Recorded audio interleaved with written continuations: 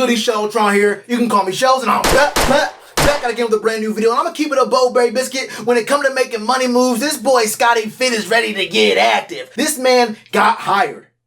And in the next couple weeks, he showed he is not new to this. He's true to this. And he started opening up and freeing up money for the franchise. Got rid of a few players. Now, did we love some of them? Yeah. Were we glad to see some of them go? Also, yeah. But this man, Scott Fitterer, is playing no games. If you haven't heard the news yet, then let me break it to you right now. Throw up the tweet right here from Joe Person. He says, Matt Rule in his presser today. And just a little quick aside here, I am going to go over the full press conference that we saw from Matt Rule and from Scott Fitterer that happened just today. This is going to be about this news right here. He says Christian McCaffrey and Shaq Thompson just restructured their contracts to give the Panthers more money versus the salary cap. Now, as y'all may or may not know, as y'all probably should know, honestly, the salary cap for this season has gone down. And we know why. Revenue from last season was down. And we know why. Coronavirus. So there's no one in attendance. You can't sell those ads the same way. I'm sure y'all get how all that works. If the money ain't coming in, then you can't really be spending it like that. And Ian Rapp had a tweet a couple days ago saying that teams are now being informed that the cap is $182.5 million. Look, that ain't what you was expecting at the beginning of last year for this season. So you got to work the money in mysterious ways. And one way you can do that is by restructuring deals of some of your more trusted players. Now, I want to clear something up that's kind of confusing about restructured deals.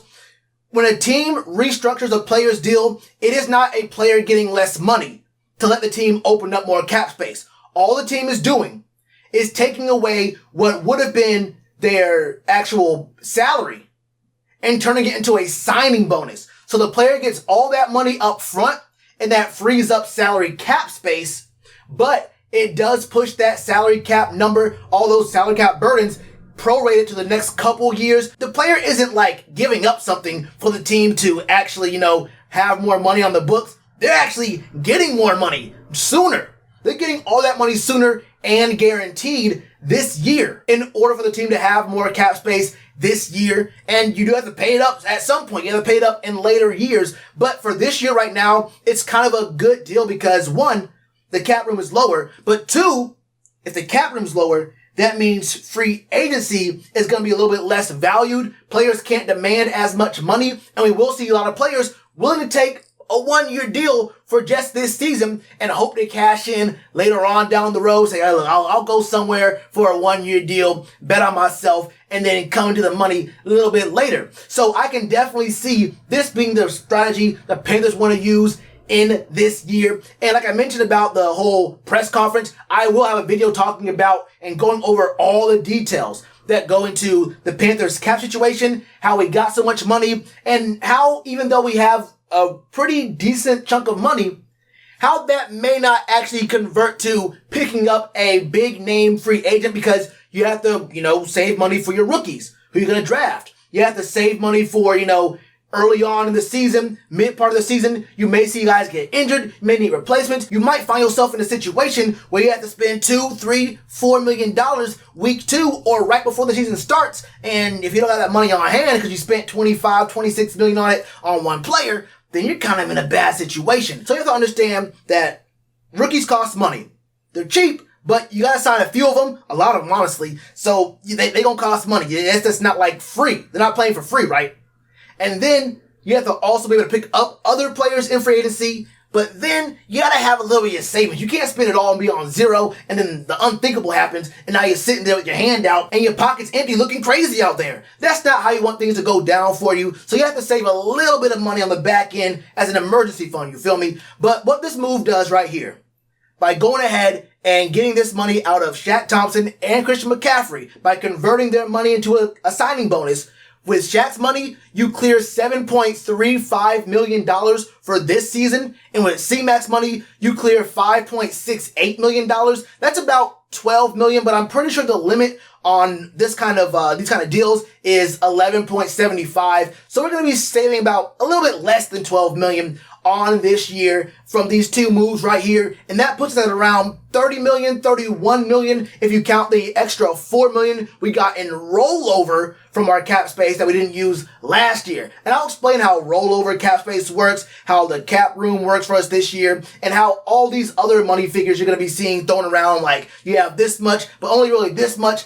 but it's really only for the first 51 roster spots. I'll explain all that in a later video as well. Don't you worry about that. Just know we have around $31 million to play with in this offseason. It could be a little bit more once you make a few more moves. I don't think we're done making any moves. Scotty Fitt got something to say about that. And I think we're going to be making a move for maybe a splash free agent. That could be a possibility coming up in the next couple of weeks for the Panthers. This is extremely beneficial to the team, not just for the sake of, having more money and potentially being able to get more players.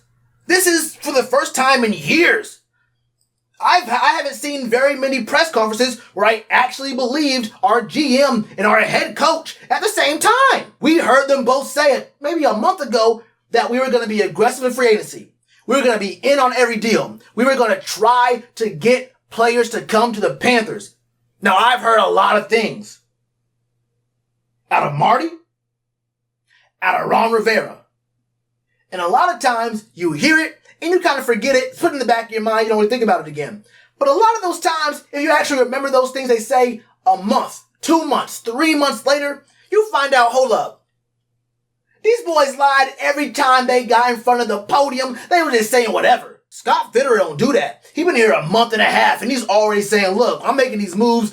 Whether we make a move, whether we actually get the player in, we got to work on that and get our scouting department on that and get these guys actually in the building. But we're going to try. All these moves we've been making lately are telling me that our front office is being pretty straightforward with us.